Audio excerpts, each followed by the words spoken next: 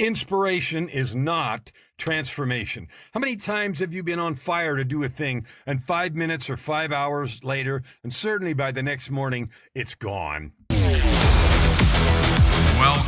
to the show.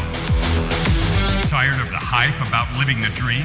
It's time for truth. This is the place for tools, power, and real talk so you can create the life you dream and deserve. Your ultimate life. Subscribe, share, create. You have infinite power. Hello and welcome to Your Ultimate Life. We are on the air, yeah. I'm here to help you create a life of purpose, prosperity, and joy.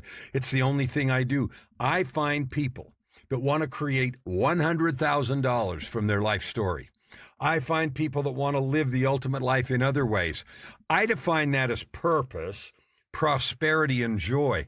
If you had words to describe your ultimate life, what would they be? You know, when I ask people that, and I do it all the time, I hear words like health, and that usually comes from people who have or have had significant health challenges. I hear freedom, and that comes from people that might be working a taxing job or 2 or 3 jobs to make ends meet or try to create their, what they need. I've heard cash because I just need more money, because that comes from the idea that if I just had enough money, everything else would be okay. And that is one of the biggest lies in the universe. But I hear that a lot. What are your words for your ultimate life? So today I want to talk about inspiration and transformation.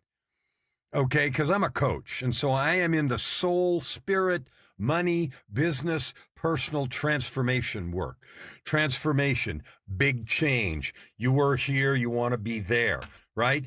Diving into that light that's right behind that door. That's transformation. And I know that word is overused like nuts. I know that. But it's still what it's about. Maybe you have a different word. Change, growth, right? Walking, leveling up, all those kinds of things get said a lot. So this next several weeks, we're going to talk about the most strategic and powerful tool, process that I have ever discovered to take the changes that you have in your life, the things you've grown from, what you've learned to do, the problems you've overcome, the mountains you've climbed, the broken glass you've crawled over, and turn that into impact in the world, income in your pocket, and a great feeling of fulfillment in your heart. Impact in the world, income in your pocket, and a fabulous feeling of fulfillment. Wow, fabulous feeling of fulfillment. We are alliterative today. In your heart. Okay? Here's a mistake people make. They go to a conference, especially one that is full of people, loud music, and a lot of, stimulating things. And they have a spectacular time, and they come away thinking they can conquer the world, sell $1 million worth of something, or do whatever the conference was designed to do. And then after they get off the plane and get back in their own life, real life shows up. You know what that's like. And all of a sudden, all those goals that you set seem difficult, and you don't make it happen. Why is that? Because inspiration is not transformation. I get inspired all the time. One of the things that's fun about social media is, a lot of whiners and complainers. I know that. You do too. You see them all over the place. And that's not fun. Something that is fun about social media is all the beautiful, inspirational memes and quotes and talks and examples and even movies and stories that are put up there. I love those. I love to read them. You know why? Because it reminds me of who we really are.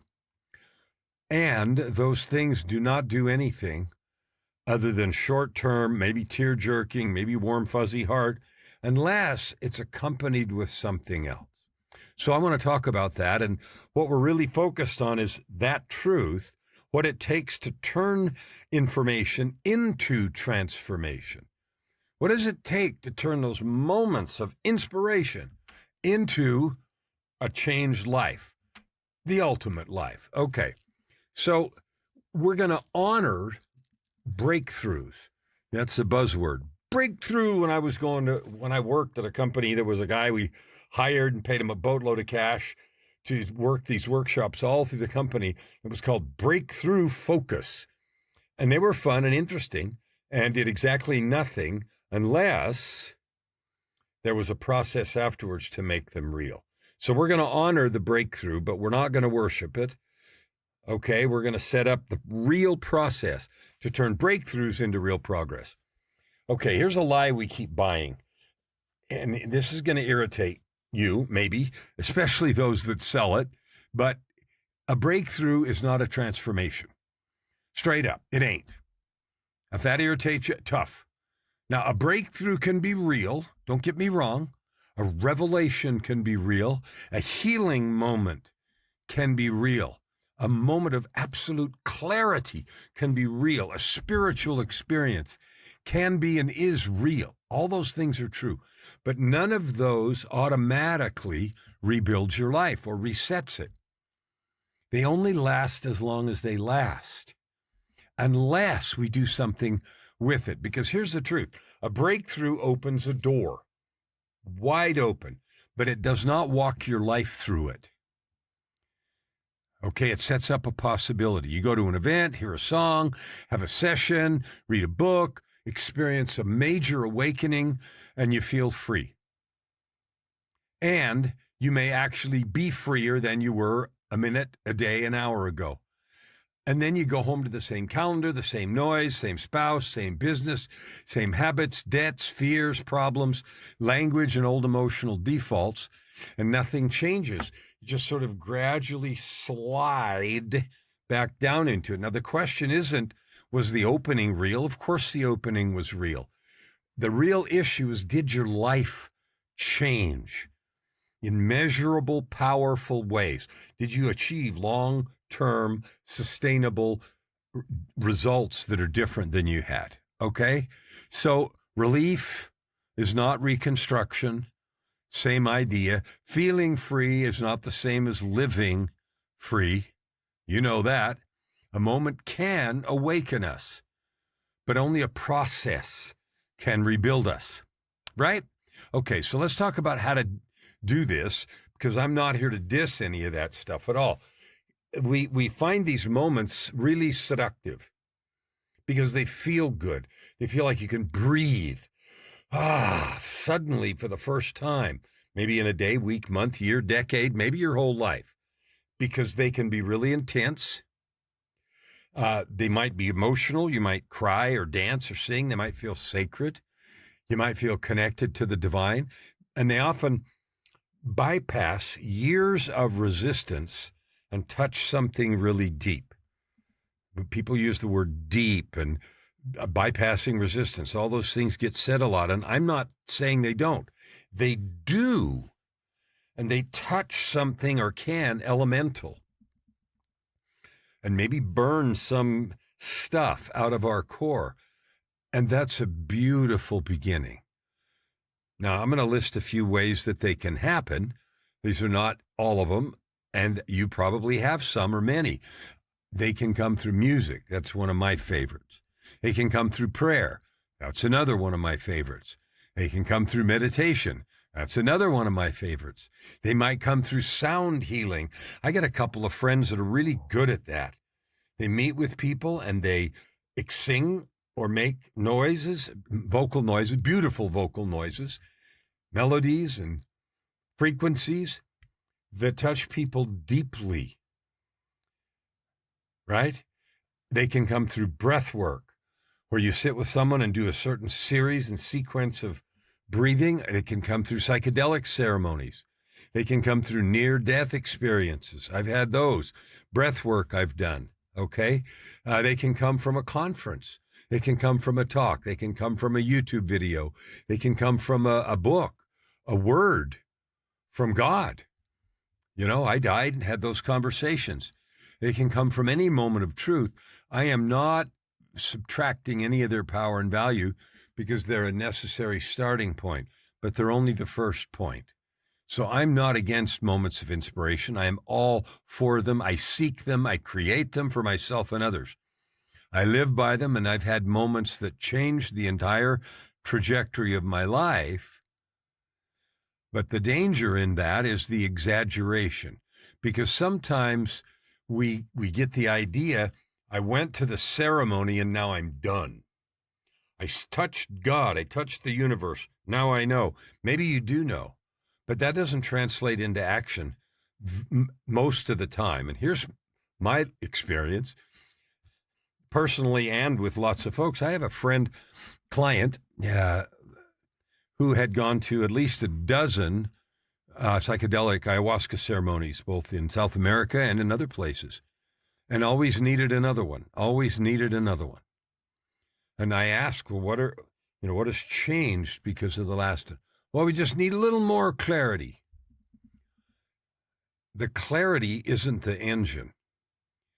I had the moment, therefore I'm done. I felt the truth. I've seen the universe. Therefore, I live the truth.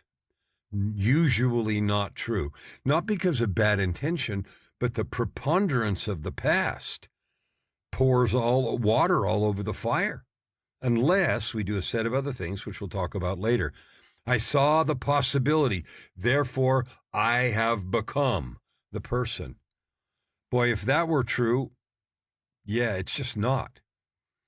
I talk to so many people. In fact, I have another client who goes to all kinds of events and festivals and ceremonies and everything else, and then comes back to the same pile of problems and the same frantic, nervous state, shut down and all kinds of stuff because the rest of the process is missing. I was released. Therefore, the structure of my life is automatically different. Any version of those things is only partially true, and the part is a lot smaller than the not true part. Okay, the moment of inspiration is the first step in a liberation event. So this is where we get deceived. Again, I want to reiterate, the moment itself is holy. That the struggle comes from pretending the moment is the whole journey. It just opens a door for you. You can see the mountain in a flash, but you still have to climb it. I love that. The lightning strikes, the entire scene is lit up. Like nothing lights things up like a bolt of lightning, right? It's pitch black, a flash of lightning, and the entire scene is momentarily illuminated in brilliant light. And you see the whole thing, but you still have to climb the mountain, walk the trail. Inspiration gives you access. It does not give you the architecture and process to get moving. So there's 5 parts to a full liberation event, and it doesn't happen in a moment. So the word event, it's like you have a 3-day event or a 5-day event, or you could consider your whole life an event. So when I say an event, it's not a moment. The true liberation event's got 5 parts. The first is the moment of inspiration we've been talking about. The second thing is a commitment to create from that new inspiration. A commitment to me is a bulletproof promise, a life and death agreement. Bulletproof. Right? I'm going to do this or die. Now, things change sometimes, but we give up on our commitments way too soon. The third piece after a commitment is a plan for change, right? It's not like, well, I'm just going to do better. And you go home with no idea how that's going to work because your life before was full. And so there have to be trades. This stuff has to stop. And I have to start doing these things. I'm going to replace this with that. And these relationships have got to end or be transformed. There's all kinds of things that do need to take place or it won't stay. Step 4 is a source of continual power. Rebuilding anything, whether it's a remodel in the house or rebuilding your life, it takes energy, right? I remember when I lived in Phoenix many years ago in what year was that? I think it was 93 or 4. I did a significant kitchen remodel and put in all new cabinets and took out part of a wall and created a counter, sort of a countertop to eat at and that kind of stuff. And, it took weeks. I mean, we had to design it, and then we had to get a builder and a cabinet maker and installer and, all that stuff. And fortunately, I had one guy that did most of the pieces, but, all that had to change right, it wasn't anything. So that's a source of continual power is number 4. And the 5th one is a process for consistency. So let's go over these a little bit. Part 1, like I said, a moment of inspiration is the opening. That's where we start, and that's what we've been talking about. The flash of light that illuminated the possibility, the sacred interruption, the pattern interrupt. It's the moment the old prison cracks. The prison door was open. But then we got to get to part 2, right? You have to have a commitment to create. You can have the prison door blown open and you walk outside and you look at the landscape and go, yeah, it was a lot more comfortable in there when I didn't have to make these decisions and do this stuff. And back in the corner you go, and that happens more often than you would even imagine. People say, oh, that was amazing. Oh, that really changed me. Oh, I feel lighter. The weight is gone. The story is gone. The trouble is gone. The trauma is gone. I know what's possible now. And those are necessary, but they're insufficient. What they do not say then is, okay, this right here is what I will build. This is where I'm going. This exactly is who I'll become. This is what changes starting today.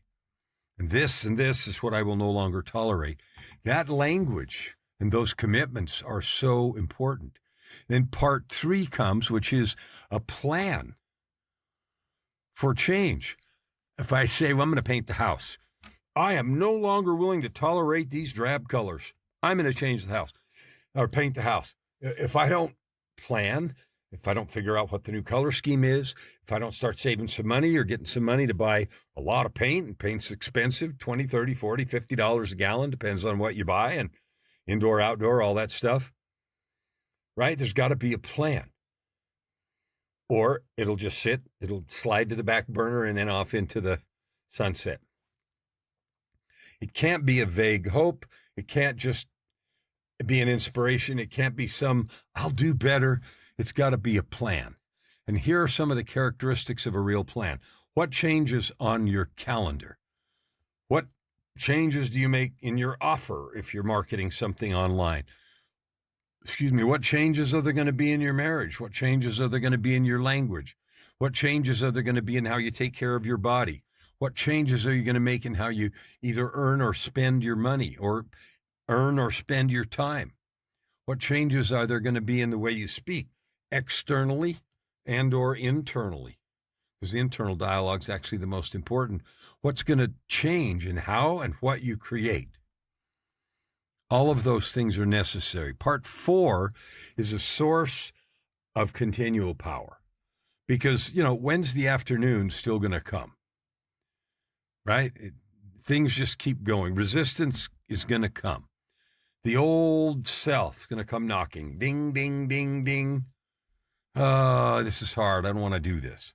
You know it. You've done this before. How many times have you gone to a conference, read a book, heard a speaker, had a coaching session, or a therapy session, or both, or whatever? And then you say, you know what, I've got to do this. And then it doesn't really happen because there was not a source of power. You have to have a source of power. Now, we've talked a number of times. I use a document called a Personal Truth and Commitment document, PTAC. It's mighty. It burns the walls down. Every time I use it, the house lights on fire. My soul lights up and I levitate 3 feet off the floor.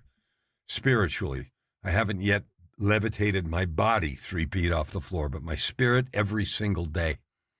So that's my source of continual power. Anyway, that source of power is key, because after you have a plan, you've got to keep moving on the road because the resistance comes. You need power way beyond just the memory of the event. I'll give you an example. In 2018, I died. I flatlined in the ICU. I had a fatal illness, infection in both lungs and in the bloodstream. a necrotizing superbug called MRSA, which you probably heard of. So it flatlined me, killed me. I was dead on the stretcher in the ICU. And then I had 3 conversations with God at the door between life and eternity. One of them was about, going on or coming back. And it doesn't matter what the others were. It just, for this episode, you can read about it in the book, Meeting God at the Door. Conversations, Choices, and Commitments of a Near-Death Experience. But anyway, I used that because it was a mind-blowing, world-altering, can't-be-described-in-language event. And I still needed power to keep going because the memory of the event, all the details are really clear. I remember it. I remember what it looked like, how it felt, and everything. But I have to have an ongoing source of power to make it real. And that, for me, is that personal truth document. Part 5 is a process for consistency. If you're going to learn to do and then become a new person, you've got to have a process to keep you consistent. And you can describe that any way you want, but I think about a coaching container, some accountability mechanism so you can measure and see where you are on the road to growth and change. The moment opens the door. Commitment chooses the direction. The plan shows the road, builds the road. Power fuels the walk, and the process keeps you moving. So all 5 of those are necessary to create a true liberation event. Most people stop at part 1, and they rejoice in that and feel good about it, but that's shining trophies from the past. It's not going to get you where you want to go. And people wonder why they're not getting what they want. And then what do they seek? Another event, another book, another psychedelic experience, another shot in the arm, kick in the pants, whatever you want to call it. Okay, so you don't need another awakening if you have not been able to or you refuse to build from the last one. That might sound harsh, but it's true. Okay, now that we've got that done, I'm going to say, so what? In the context of story. When I started way at the beginning, I said the most important gift you have or I have is the story of our becoming, right? The story of your overcoming, the story of your struggles, the story of your victory. Even if you're not done, none of us are, right? Using the choices that you've made, failures and successes, that's how you can make the most income, impact, and have the most fulfillment in the world. There's no better way. End of story, end of process. But most people don't and won't do it. So your life story, I call it the story of your becoming. It's not like a memoir. It's not an autobiography. It's not a whine fest. It's not a whine. I said whine, W-H-I-N-E. It's not a whining thing. It's not pointing fingers. It's not being angry. It's none of those things. It is a careful examination of what are the things that happened to you, whether you did them or circumstance or other people. It is a choice about what it meant.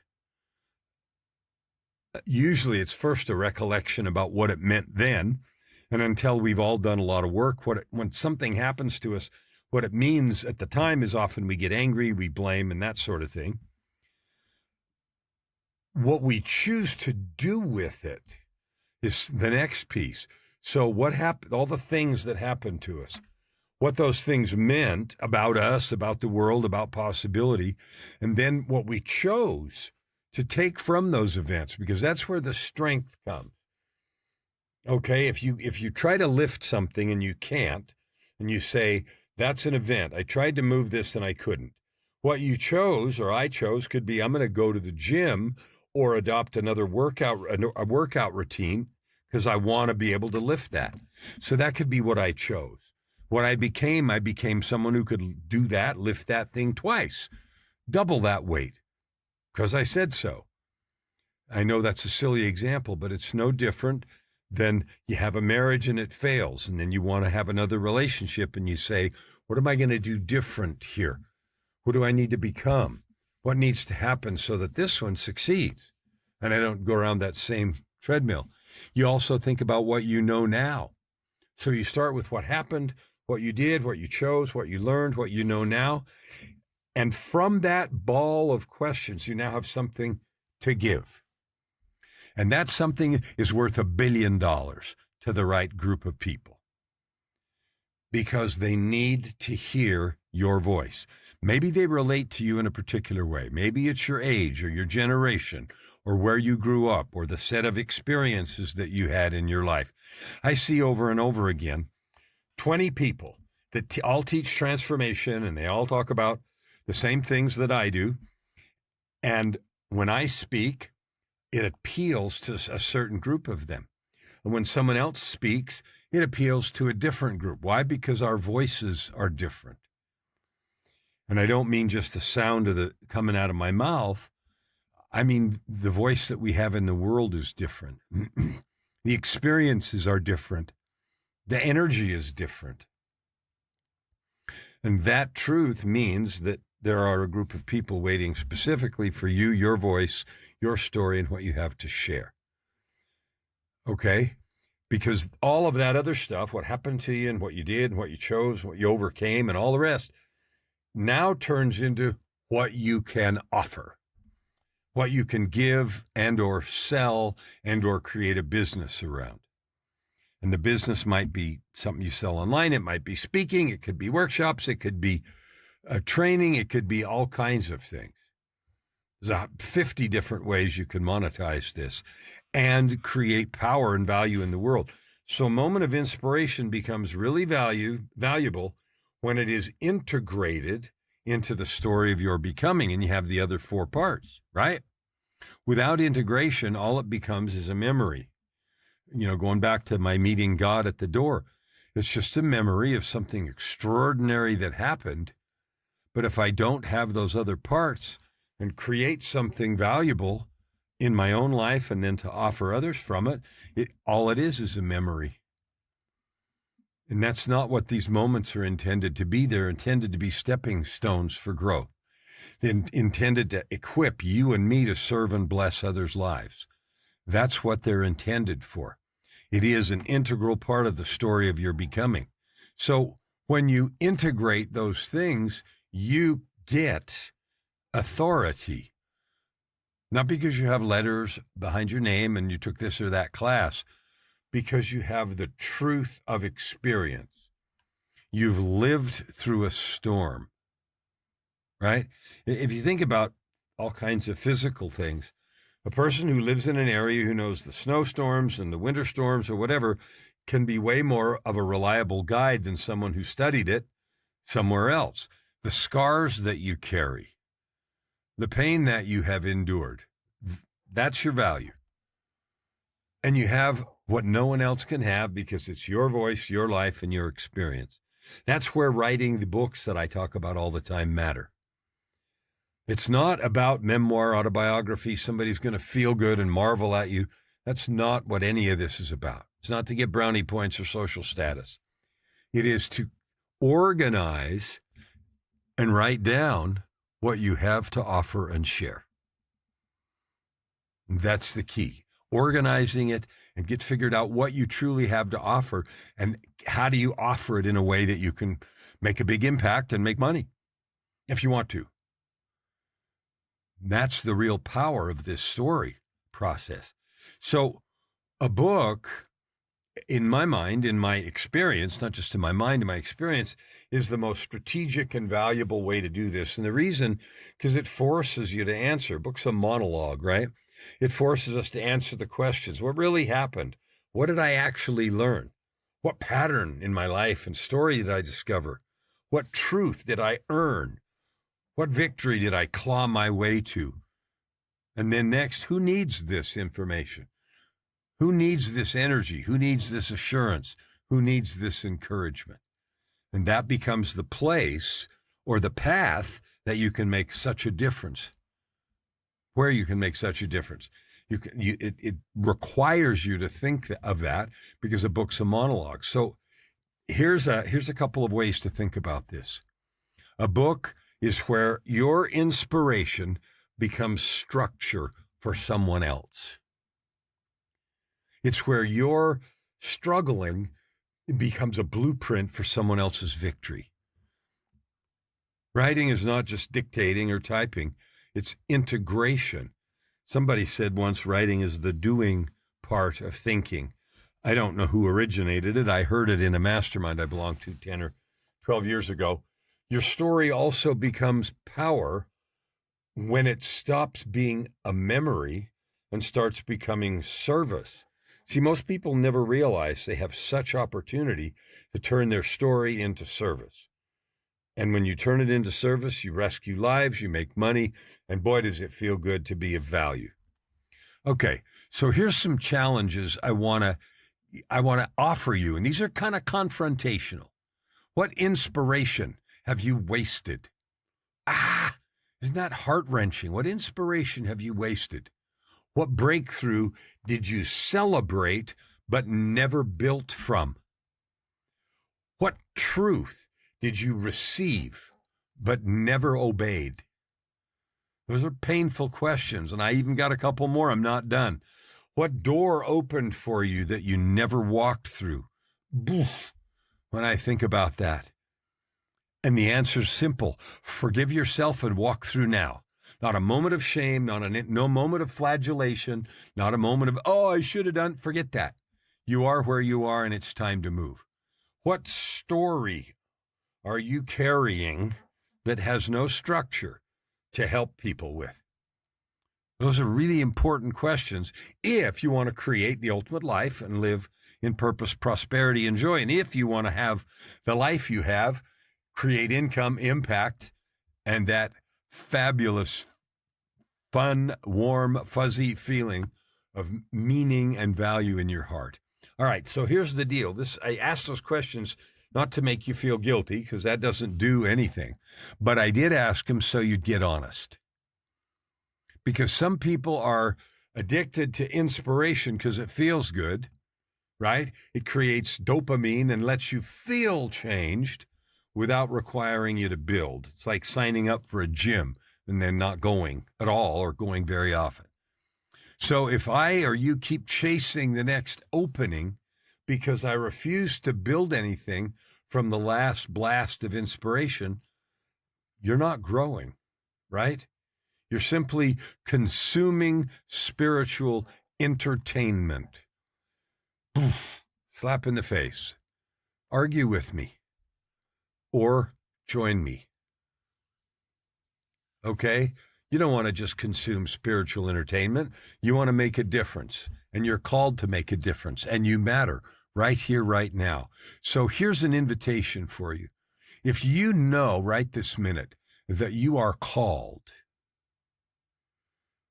to do something in the world, if you have a yearning, I'm here to serve someone, and the struggles and scars and battering of your previous life have taught you valuable things, have brought you to a place where you know you have something to offer, and you're not doing it yet. You're letting your opportunities just pass you by, water under the bridge. Now, again, this is not about guilt or shame. This is an invitation about what to do now. So think about the moment of inspiration we talked about at the top. This is a moment for you right now. Your life is valuable. Your stories matter. You can have income, impact, and a fabulous feeling of being of service using your story. You can have that. I don't care if you knew that before and didn't do anything. That isn't what we're talking about. What we're talking about now is right this minute. Are you willing to create something right now from the gold that has been in your life? Okay, so remember, if you keep chasing the next opening because you refuse to build from the last one, you're not growing. You're chasing a spiritual high, some spiritual entertainment that comes and goes. So let's not do that. All right, here's what I want to invite you to. A couple of times a year, I have a challenge called Dream It, Build It, Write It. And this isn't just writing a book. It's about mining the gold in your life.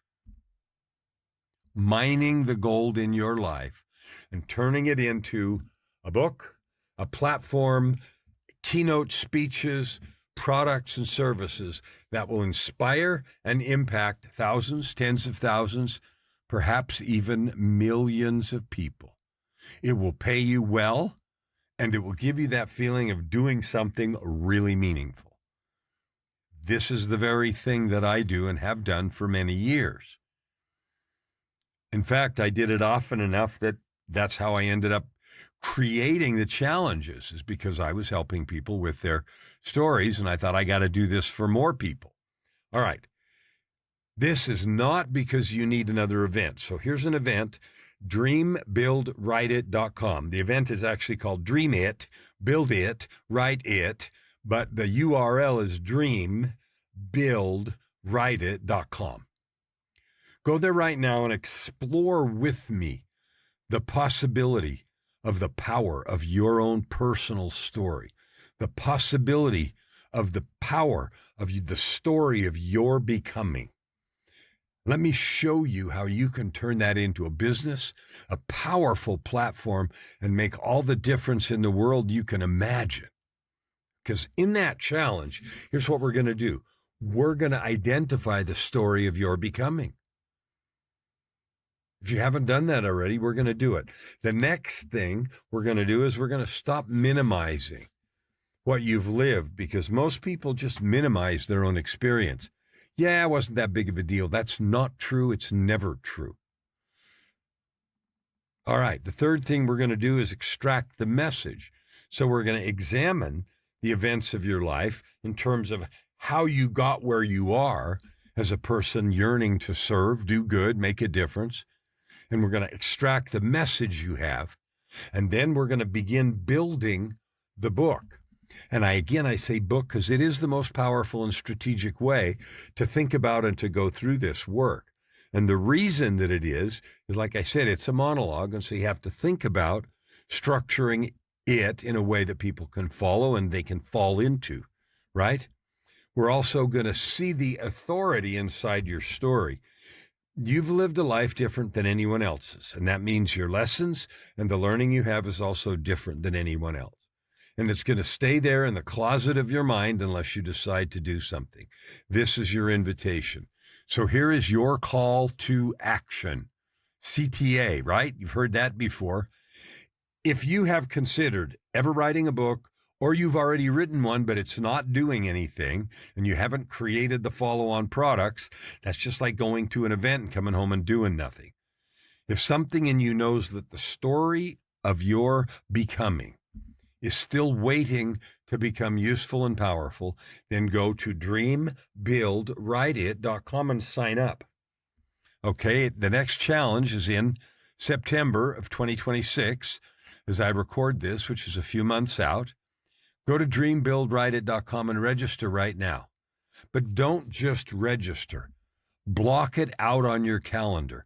Plan to show up live, because the real transformation is in the room. We're not just going to provide a moment of excitement and inspiration. We're going to walk through the 5 parts of a liberation event to both let you understand the power of what you've already lived and show you how to bring it to the world in a way that makes you valuable, it makes you cash, and you'll have more fun than you've ever had in your life. Okay?